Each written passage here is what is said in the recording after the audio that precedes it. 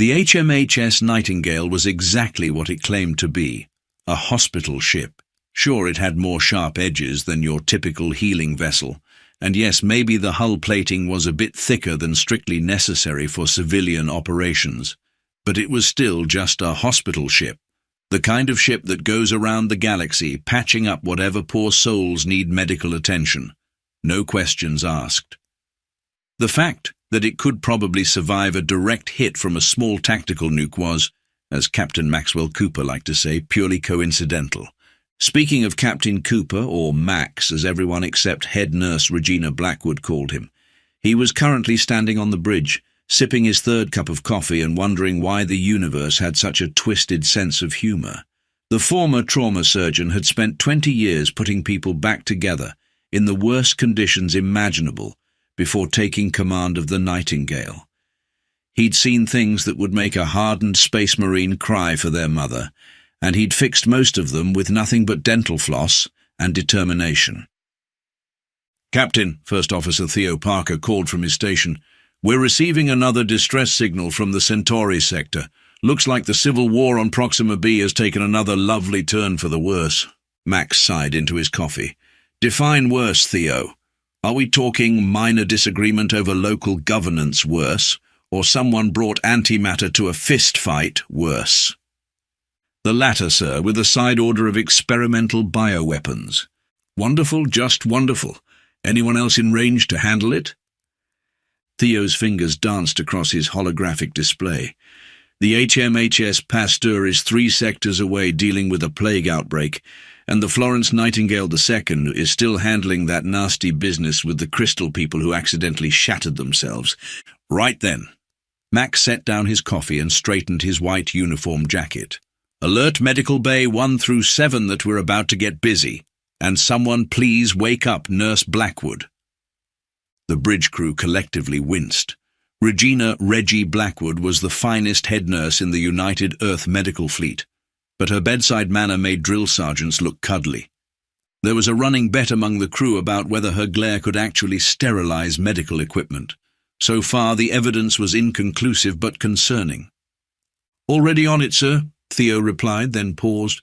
"She says, and I quote, 'If those idiots have started another war without proper medical preparation, I'm going to show them exactly why human anatomy is considered a horror story in 7-star systems.'" Max smiled. It was the kind of smile that reminded everyone he'd once reattached someone's spine using spare parts from a mining robot. "Tell her to save the scary stories for the patients. We've got work to do." The Nightingale's engines hummed as the massive ship changed course. From the outside she looked like any other hospital ship, pristine white with massive red crosses emblazoned on her hull, each one large enough to be seen from orbit. The crosses were outlined in lights bright enough to be visible from 3 systems away, because humans had learned early on that some species needed a little extra help recognizing medical vessels. As they prepared for faster-than-light travel, Max watched his crew at work. Dr. Patel was already prepping the quantum imaging suite, probably adding a few modifications that definitely weren't in the original specs. The good doctor had a habit of improving medical equipment in ways that made engineers nervous and physicians envious. In the 50 years since humanity had joined the galactic community, they'd quickly established themselves as the go-to species for medical care. Something about evolving on a death world had given humans a unique perspective on medicine. When you come from a planet where everything can kill you, you get really good at stopping things from killing you. "FTL drive spooling up," announced Lieutenant Zhang from navigation. "ETA to Proxima B is 6 hours. Anyone want to place bets on what horrifically creative ways they've found to hurt each other this time?" "No betting on patient injuries," Max reminded them, though he made a mental note to put 20 credits on gravity manipulation gone wrong. "We're professionals." "Very professional," agreed Theo, who was definitely not updating the ship's unofficial injury prediction pool. The Nightingale's engines pulsed and the massive hospital ship slipped into faster-than-light travel, her brilliant red crosses leaving after-images in normal space. They were going to help people, fix what was broken and hopefully not have to demonstrate why the ship's motto, First, do no harm. Had a rarely discussed second part that read, unless they really ask for it. Max picked up his coffee again and settled into his captain's chair. It was going to be an interesting shift. The Nightingale never made it to Proxima B. They were about 3 hours into their journey when Lieutenant Zhang's console lit up like a Christmas tree that had been decorating a fireworks factory. "Captain," Zhang called out, her voice carrying that special tone reserved for people who know they're about to ruin everyone's day. "We have multiple ships dropping out of FTL, 8 vessels, Krivax configuration." Max lowered his coffee cup with the careful precision of someone who's had far too much practice delivering bad news. "Krivax, the pirates who think reading warning labels is for people who lack ambition?" "The same," Theo confirmed, already pulling up the standard warning messages. "Want me to start with the usual, 'We're a hospital ship. Please don't be idiots' announcement? Or should we skip straight to your species' medical care will be permanently blacklisted if you try anything? Start with the polite version. We're professionals." The Krivax ships were arranging themselves in what they probably thought was an intimidating pattern around the Nightingale. It might have been intimidating too, if the crew hadn't seen better formations from drunk space whales. Theo cleared his throat and activated the communications array. "Attention unidentified Krivax vessels. This is the HMHS Nightingale, a registered hospital ship of the United Earth Medical Fleet. We are a neutral medical vessel protected under Galactic Convention Article 7, Section 3 regarding the treatment of medical ships in interstellar space. Please acknowledge." The response came in the form of weapons charging across all 8 ships. "Well," Theo said, switching off the official comm channel, "I guess they acknowledge receipt in their own special way." Max pinched the bridge of his nose. "Try the kindergarten version." "Attention Krivax vessels," Theo broadcast again, his voice now carrying the patient tone of someone explaining to a toddler why eating antimatter is bad for digestion. "See these big red crosses on our hull? The really bright glowy ones? They mean we're doctors, we fix people. If you shoot at us, lots of other people will be very, very upset. Also, we keep very detailed records of who's been naughty or nice when it comes to medical care." One of the Krivax ships fired a warning shot. It passed about 1/2 kilometre from the Nightingale's port side. "Right," Max said, standing up. "Theo, please deliver the final warning. The one we save for special occasions." Theo's grin should have been classified as a weapon of mass destruction. "Attention Krivax vessels. Since you seem to be having trouble with basic pattern recognition, let me spell this out. We are a human hospital ship. Yes, human. The species that evolved on a planet so hostile we had to invent 20 different kinds of medicine just to survive puberty. The ones who turned healing into such an advanced science that some species classify our medical textbooks as psychological warfare." Another warning shot closer this time. "Furthermore," Theo continued, his voice dripping with the kind of sweetness that usually requires an insulin shot, "you are currently threatening a ship full of medical professionals who know exactly how your bodies work, where all your weak points are, and how to keep you alive through things you can't even imagine. Would you like to reconsider your life choices?" The Krivax responded by launching fighters. "They never take the easy way out, do they?" Max asked no one in particular. He pressed the ship-wide comm button. "Attention all crew. This is your captain speaking. It appears some of our Krivax friends are suffering from a severe case of poor decision-making skills. Nurse Blackwood, please prepare Medical Bay 1 through 7 for incoming patients. We're about to give them a practical demonstration of human emergency care." Reggie's voice crackled over the comm. "Already prepped, Captain. Should I get the special bandages, the ones rated for excessive stupidity?" "Better make it the industrial pack." The first actual attack hit came just as Max was reaching for his coffee again. The Nightingale's shields, which were, of course, purely for protection against solar radiation and absolutely not military grade, absorbed the impact with barely a flicker. "Matron," Max called out to the ship's AI, "please activate Protocol Florence." "Protocol Florence activated," the AI responded in a voice that managed to sound both caring and potentially homicidal. "Would you like me to prepare the therapeutic countermeasures, Captain?" "Yes, please, and Matron, do remember we're supposed to be able to treat them afterward." "Of course, Captain. I'll ensure all injuries are within standard treatment parameters." As the Nightingale's defensive systems came online, Max couldn't help but notice that Dr. Patel was practically bouncing with excitement in the medical bay. The good doctor had been wanting to test some of his equipment modifications in a practical setting. "Attention all hands," Max announced. "Prepare to demonstrate why attacking a human hospital ship is considered a self-correcting problem.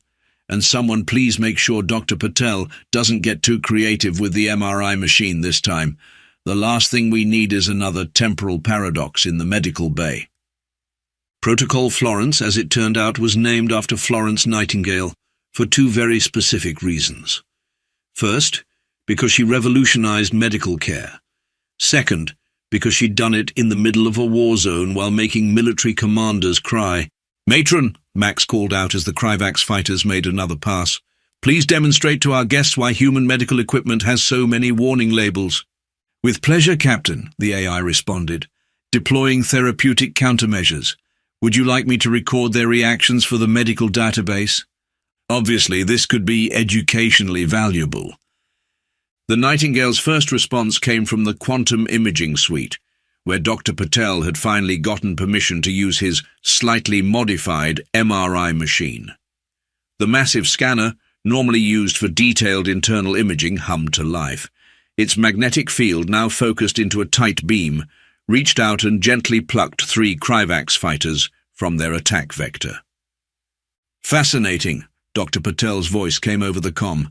"Did you know their ships use iron-based alloys in their navigation systems?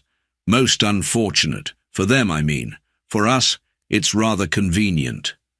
The fighters, now spinning in a way that suggested their pilots were regretting several life choices, drifted harmlessly past the Nightingale. "Minor correction," Matron announced. 2 of those pilots will require treatment for motion sickness. I've already prepped Medical Bay 3. In Medical Bay 2, Nurse Blackwood was calmly organizing supplies while directing the deployment of what she insisted on calling aggressive preventive care measures. The automated medical drones, normally used for delicate external surgeries in space, were now demonstrating remarkable skill at precision cuts to enemy ship components. "Remember," she instructed the drones, "we want them intact enough to treat afterward. No point in having patients if we can't fix them up properly." The drones chirped in acknowledgement and continued their work, their surgical lasers making precise incisions in fighter wings and weapon mounts. They moved with the kind of efficiency that only comes from practicing the same cuts thousands of times, although usually on rather different targets. Meanwhile, Lieutenant Zhang had discovered that the ship's radiation therapy equipment, when properly focused, made an excellent point defense system. "It's still therapeutic," she insisted, as another fighter's weapons system mysteriously stopped functioning. "We're curing them of aggressive tendencies." The Kryvax motherships, apparently realizing that their fighters were having what medical professionals typically refer to as a really bad day, decided to take a more direct approach. They moved into attack formation, charging their main weapons. "Matron," Max said, watching the display with the calm of someone who's seen far worse in an emergency room on a Saturday night, "please introduce our friends to the auto-sanitization system." "Deploying sanitization field," Matron confirmed. "I assume you want the extra strength setting?" The auto-sanitization system, designed to protect the hospital ship from any possible contamination, released a cloud of medical-grade decontamination particles. These particles, while completely harmless to organic matter, proved remarkably effective at finding their way into sensitive electronic systems and cleaning them thoroughly. 3 of the Kryvax ships suddenly lost power to their weapons. 2 more began broadcasting distress signals as their life support systems decided to sterilize themselves. "Captain," Theo called out, barely containing his glee, "we're receiving a transmission from the Kryvax flagship. Their captain wants to discuss, and I quote, the possibility of an immediate cessation of hostilities before we experience any more healing." In the medical bay, Dr. Patel was already preparing treatment protocols. Should we start with the basic "sorry we tried to attack a hospital ship" package, or go straight to the comprehensive care plan? Comprehensive, Max decided. After all, we don't want them to miss any part of the learning experience. The remaining Krivax ships were now trying to retreat, but found themselves caught in what Matron cheerfully described as a therapeutic containment field. The field, generated by the ship's quarantine systems, was designed to prevent the spread of contagions. It worked equally well at preventing the spread of pirates.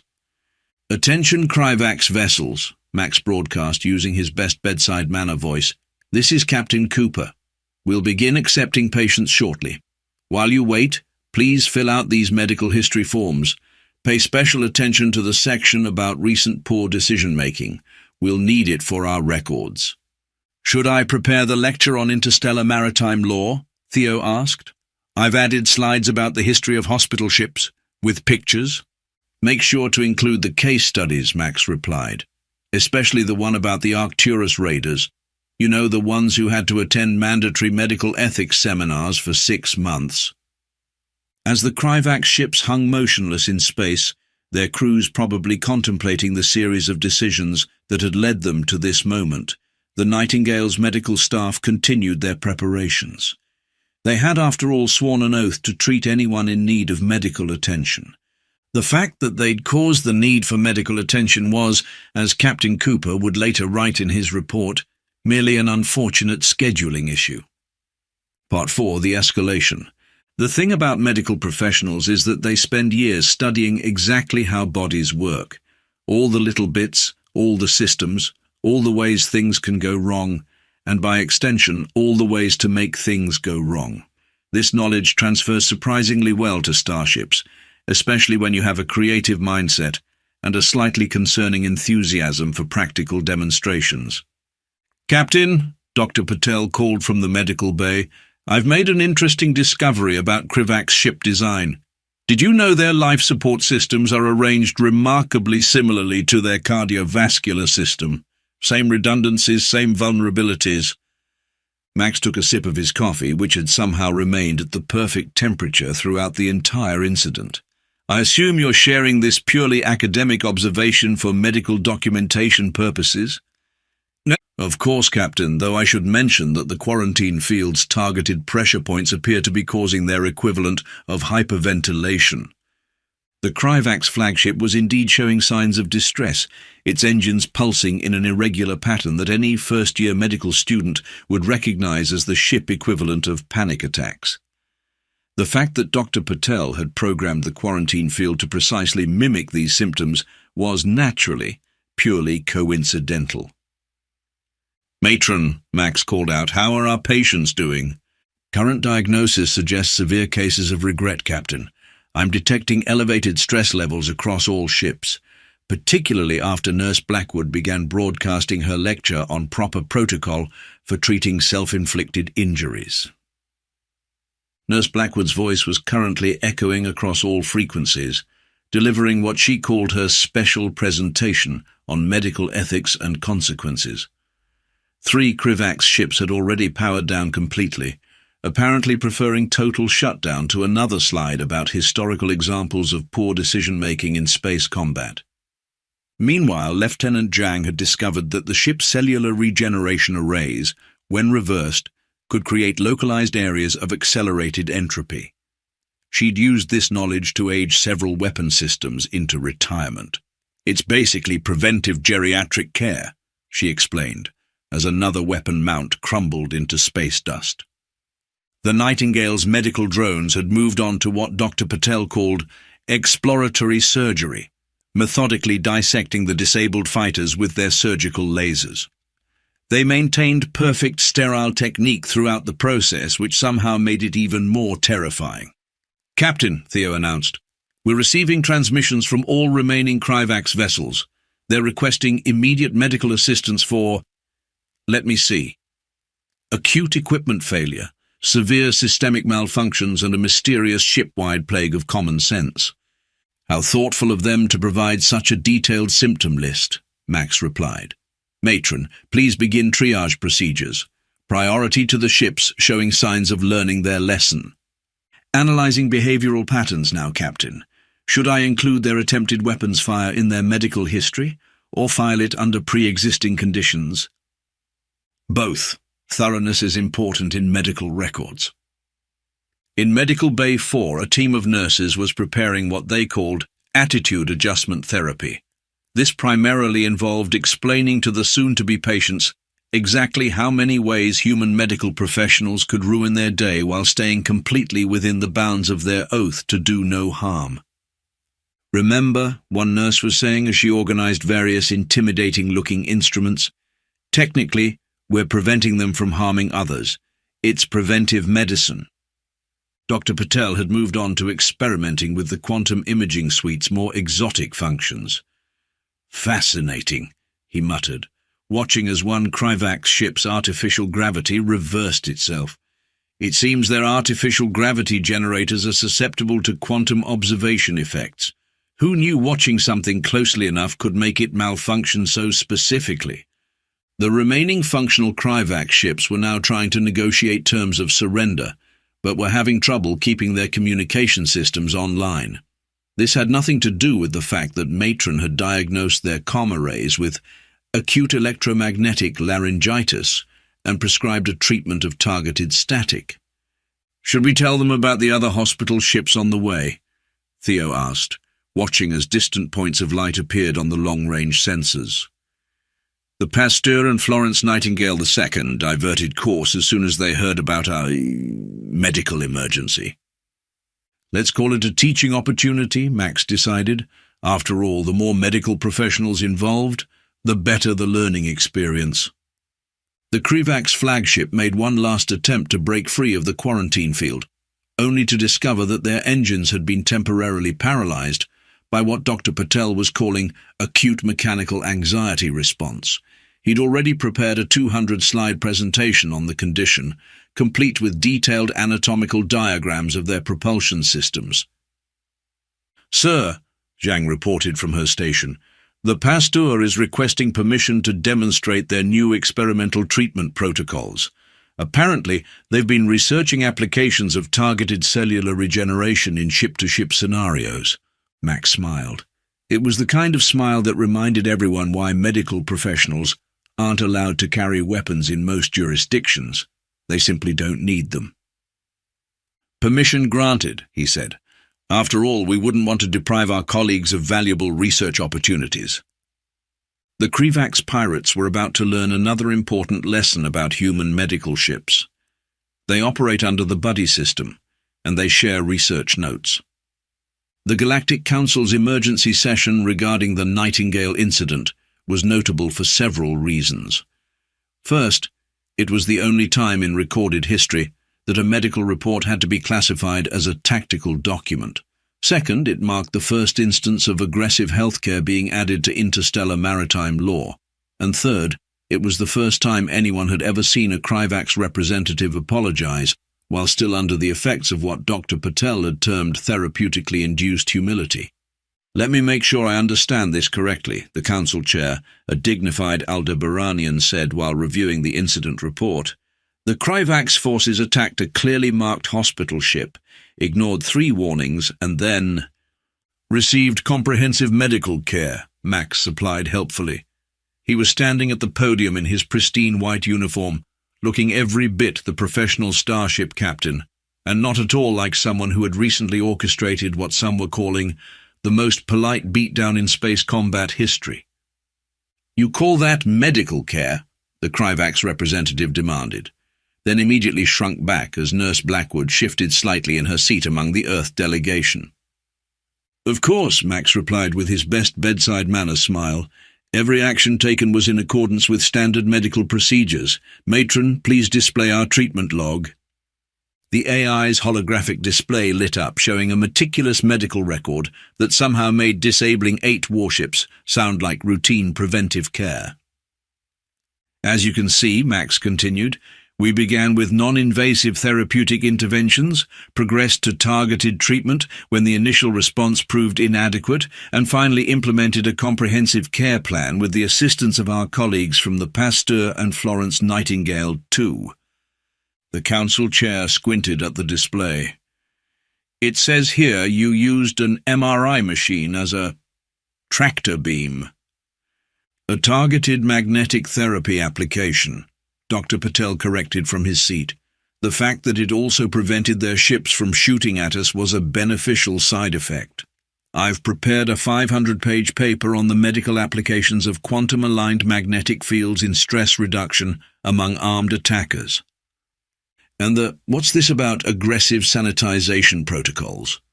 Standard decontamination procedure, Nurse Blackwood stated in a tone that dared anyone to argue. We simply expanded the coverage area to ensure comprehensive treatment of all affected systems. The council chambers had grown very quiet, the kind of quiet that happens when an entire galaxy collectively realizes they need to update their threat assessment protocols. The human delegation has submitted a proposal, the council chair announced, clearly trying to steer the conversation back to diplomatic waters, for new regulations regarding the treatment of medical vessels in space. Just a few common-sense additions to existing law, Max said. Basic things, really, like mandatory education programs about the importance of respecting medical ships, and perhaps a small addendum about the consequences of ignoring really big red crosses on white backgrounds. They made us sit through 6 hours of medical ethics lectures, the Krivax representative muttered, with pop quizzes. Educational content is an important part of preventive care, Nurse Blackwood responded primly. Would you like to review the material? I've prepared additional modules. The Krivax representative turned a color that Dr. Patel diagnosed as acute stress response with a side of existential dread. I believe, the council chair said hastily, we can all agree that new regulations are warranted. The proposed amendments will be added to the Galactic Convention on Space Travel, with special emphasis on the recognition and respect of medical vessels. Excellent, Max said. We've prepared information packets for all council members, including our complete treatment protocols, just in case anyone else requires similar therapeutic intervention. The packets materialized at each delegate's station. Several representatives seemed to be trying very hard not to make eye contact with the human delegation. One final note, Max added. The United Earth Medical Fleet has also submitted our research findings on the medical applications of various ship systems, purely for academic purposes, of course, though we do recommend reviewing the section on hostile patient management with particular attention. As the council session concluded, new laws were passed with unprecedented speed and unanimity. The official record would show that the vote was unanimous, though some observers noted that the Krivax representatives' hands were shaking slightly as they registered their approval. Later in the council corridors, one junior diplomat was overheard asking why humans were allowed to operate hospital ships if they were this dangerous. That's exactly why they operate hospital ships, a senior diplomat responded. They're the only ones who figured out how to weaponize healthcare without technically breaking any medical oaths. Best to just thank them for their service and hope you never need to find out exactly how much they know about your species' anatomy. The human delegation departed shortly after, leaving behind a galaxy that was rapidly updating its medical ship recognition protocols. And if several pirate groups suddenly developed an intense interest in escort duty for human hospital ships, well, that was probably just a coincidence. Probably. 6 months after the Nightingale incident, as it had come to be known in diplomatic circles, the galaxy had changed in subtle but significant ways. The most obvious change was the new series of warning beacons that had begun appearing along major space lanes. Caution. Human medical vessel operation area. Violation of safe distance protocols may result in mandatory health screenings. The HMHS Nightingale itself had returned to its regular duties, though with some notable differences. For one thing, they hadn't been attacked once since the incident. For another, They seem to have acquired an unofficial escort service. "Captain," Theo called from his station, checking the long-range sensors. "We've got another Kryvax ship shadowing us at respectable distance. That's the third one this week." Max looked up from his coffee, which was still somehow always at the perfect temperature. "Are they flying the new flag?" "Yes, sir. White background, red cross, skull and crossbones wearing a nurse's cap. The unofficial symbol of the reformed Kryvax Commerce Protection Association." The Kryvax pirates had, in what historians would later call a stunning example of rapid evolutionary adaptation, completely restructured their business model. They now specialized in protecting medical ships, particularly human ones. Some claimed this was due to a newfound respect for humanitarian missions.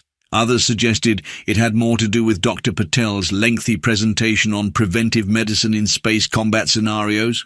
"How's our patient load looking?" Max asked, watching as the Nightingale cruised through space, its massive red crosses gleaming even brighter than before. Matron had insisted on upgrading the lighting for better visibility and improved therapeutic compliance. "Actually treating more people these days," Nurse Blackwood reported, reviewing her medical logs. "Apparently, word got around that we're very thorough in our care protocols, though I've noticed a sharp decrease in trauma cases from hostile actions." "Imagine that," Max said dryly. "It's almost like the galaxy collectively decided that healthcare professionals deserve respect." In Medical Bay 1, Dr. Patel was cheerfully explaining to a group of visiting medical students why the quantum imaging suite had so many warning labels. "And this button here, the one under 3 layers of safety protocols? Pure research purposes, of course, though I should mention that the paper on gravitational therapy and ship-to-ship interactions has become required reading at several military academies." The Nightingale's reputation had, if anything, only grown. Other human hospital ships had begun implementing what they called enhanced treatment protocols, though none quite matched the original's creative approach to patient care. There was even talk of establishing a special training program for medical ship crews, with an entire module dedicated to therapeutic applications of ship systems. "Message from the Pasteur," Theo announced. "They're asking if we'd be interested in collaborating on a research paper, something about innovative applications of medical technology in conflict resolution." "Tell them we'd be delighted," Max replied, "though maybe leave out the part about the MRI incident.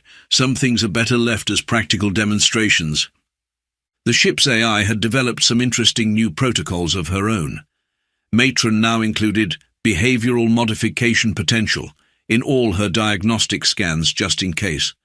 She'd also started cataloguing what she called therapeutic deterrence scenarios, though she insisted this was purely for academic documentation. "You know what the funny thing is?"